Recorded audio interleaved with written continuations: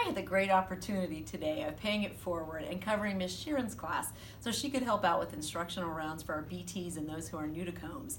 It was fantastic to go back in the classroom. I was able to get the perspective of teachers once again through an EL lesson about students with challenges and different abilities. This is Disability Awareness Month, something that's very close to my heart as a former SPED teacher. So it was a real treat to come back into the classroom to be able to work with the students again on this.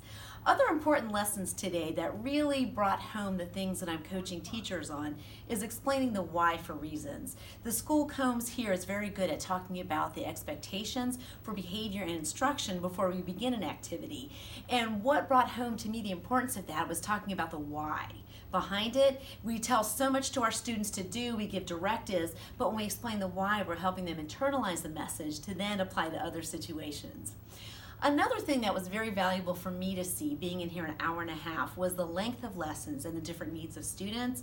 This classroom is resplendent with different kinds of flexible seatings, and even with that there were students who still had to move around during lessons, even things that were 20 minutes long like the video from Mr. Faulkner.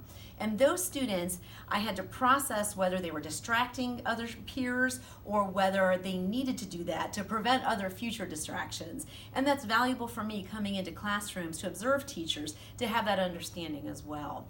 Being in a classroom that has a mix of students with different emotional needs, academic needs, behavioral needs was also nice to sit back in the leadership chair to think about managing them while you're keeping a lesson going, while you're keeping the pacing, while you have other students pulled out for different services, while the office is calling, while we have to send attendance folders down. Just stepping back in the shoes of a teacher again and remembering the numerous things we asked them to do all at once was valuable. So I'm very appreciative we had this opportunity through our program and through this assignment.